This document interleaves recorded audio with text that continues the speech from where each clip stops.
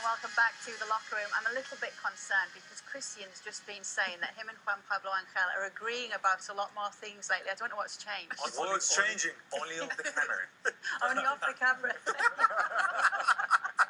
There you go, promise, off the camera for definite. Okay, Ecuador sit top of the South American World Cup qualifying table as it stands. So far, they're perfect with 3 wins from 3.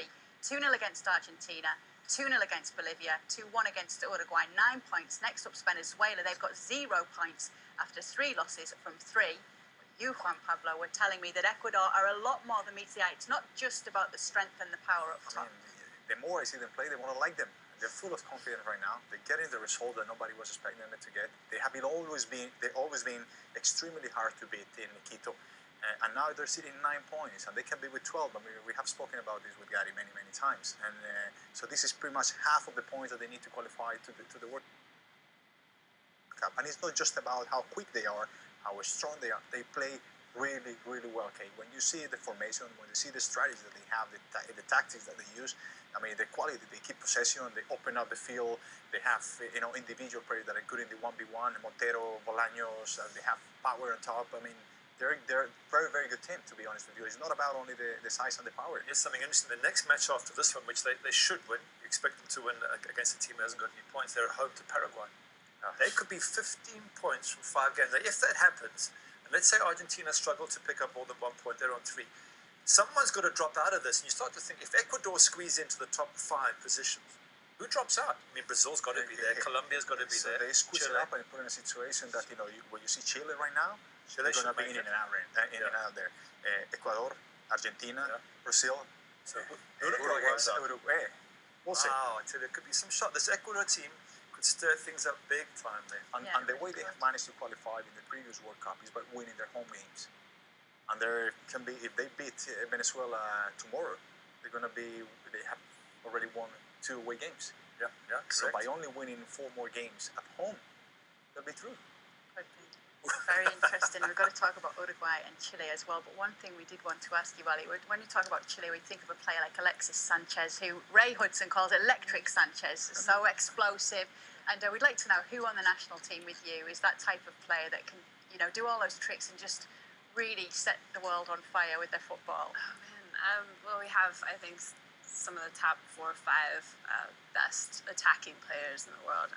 You look at our entire team, we say we're the best first team and second team in the world. So I'm constantly, obviously, as a defender, training against them every day and going 1v1 in the attacking role. But I think that, our speed up top with, Alex Morgan and Kristen Press, and then you have A-Rod with her, foot skills and technical ability, and Tobin Heath with her technical ability. I mean, we have multiple players, and Megan Rapinoe, you never know where she's going to hit the ball, and it could be either a cross or a goal. And I think that, we're lucky enough that we have so much depth within our team that have the quality attacking, rugged forwards who want to score goals and make things happen. But Ali's a very attack-minded defender. We were just talking about this earlier, and you transitioned out further wide to the right-back position. You love the fact that you can get up that flank, and obviously playing higher up the pitch when you were younger.